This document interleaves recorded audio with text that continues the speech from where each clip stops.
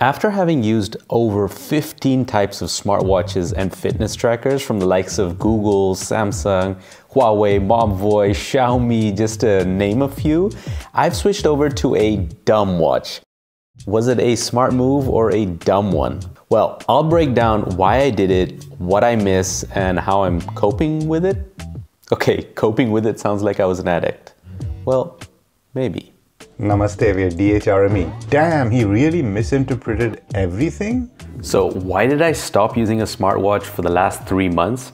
Here are 4 reasons why. Reason number 1, I just missed wearing a really nice watch. Now don't get me wrong, smartwatches have gotten really good, especially those from the likes of Samsung and Google. But nothing, in my opinion, beats the look and classiness of an actual watch. Mr. Mobile puts it the best. A watch is an heirloom, a smartwatch is e-waste. Number 2, less distraction. On a normal watch, you can see the time and sometimes you can also see the date. And you're forced to check your phone instead of every notification hitting your watch. Number 3, the charging. You have to charge it every single day. There's no way around it, guys. Basically, every smartwatch out there has to be charged every day. There are a few outliers like the Apple Watch Ultra, the Galaxy Watch 5 Pro, or maybe the Mobvoi TicWatch 5 Pro, but that's it. And number 4, the reason is it was a challenge. After having worn a smartwatch every day for the last 1 year, I just wanted to challenge myself to see what I would miss. But there are 3 smartwatch features that can't be replaced by my smartphone. Number 1, fitness tracking. I mean, there are a plethora of apps like Google Fit that you can start on your smartphone and track a workout, but it won't be using all the smartwatch sensors to capture that data. And you're left with basic data like time, distance, and a step count. I mean, that's it. The rest of the data like calories burned is going to be extrapolated based on this basic data.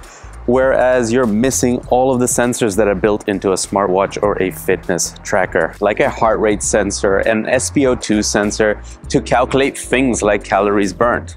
And number 2, sleep tracking, and that's a similar point to the previous one. You can download a bunch of sleep apps and try to track your sleep by putting it next to your bed, on your bed, under your pillow, under your mattress, all sorts of things. But they'll never be as accurate as strapping a device to your wrist and using all of those sensors to track your sleep. And number 3, wake up alarms. Not sure about you guys, but a smartphone alarm just wakes me up with a sudden jolt. That's probably not great for my sleep circadian rhythm. The reason I like smartwatches is because it can be set to a vibrate only without making a sound, and it gently pulses on my wrist to wake me up. And that just feels like a more natural way to wake up than a loud sound coming from a speaker. And it's also great if you share your bed with someone who doesn't necessarily wake up at the same time as you do. And there are 7 things that I used to do on my smartwatch, but I feel can be replaced with my smartphone. Number 1, Google or Apple Wallet. It's super convenient to just take out your phone and pay with NFC payments in a store without having to dig out my bank cards from my wallet. And they're also super convenient for boarding passes and tickets for concerts and movie theaters, etc. And number 2, the Stocard app. Now, I know that you can add loyalty cards to Apple Wallet or Google Wallet, but I felt like Stocard just supported way more loyalty programs than those apps did. And number 3, Google Assistant. To be able to, set the odd timer while you're cooking, or check the weather really quickly without having to take out your phone, or call up someone while you're driving. And that all is possible with your phone as well. You don't necessarily need a smartwatch. And number 4, turn-by-turn directions directly on your smartwatch. That was something I enjoyed doing while going out for a walk or biking around, because here in the Netherlands, if you take out your phone while you're cycling, you can get fined. So checking on your watch is perfectly fine. So that is something I do miss, but getting a simple holder for your phone and using that to navigate around is perfectly fine as well. And number 5, music controls. Again, related to the previous point, if you're walking, cycling, or driving, and you need to quickly change track or volume of your music, you can easily do that on a smartwatch. And let's be honest, you can use your smartphone to do that as well, or even call up your voice assistant to do it for you. And number 6, notifications. It was super easy to be able to check your notifications and send out quick responses, or even know when someone was calling you. But to be honest, I mean, you could just take out your phone and look at your notifications as well, and that comes back to the point of less distractions. So your phone is perfectly fine for that, and if you can't hear your calls incoming, you can always take it off of silent. So that way I've managed to live without that part of smartwatches as well. And finally, point number 7 is checking the weather. It's just very convenient to take out your watch and check weather conditions at any time within the day. But let's be honest, that's a first world problem, and your phone is definitely not far away to be able to check the weather as well. Or even ask your voice assistant to do that for you. Wait, hold on a sec. You guys are not subscribed? What's this? Only about 12% of you are subscribed to this channel. Come on, guys. Let's do this. Hit the subscribe button. So that's been my experience the last 3 months with using a normal watch instead of a smartwatch. But what are all those smartwatches doing? Are they just dusting away in a drawer somewhere?